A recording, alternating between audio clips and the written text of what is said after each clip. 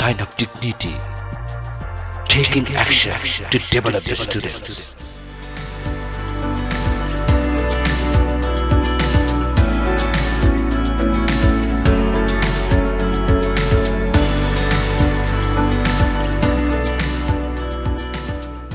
Excuse me, what do you do in the morning? Thanks for your asking. Actually, I get up early in the morning, then go to washroom and get fresh.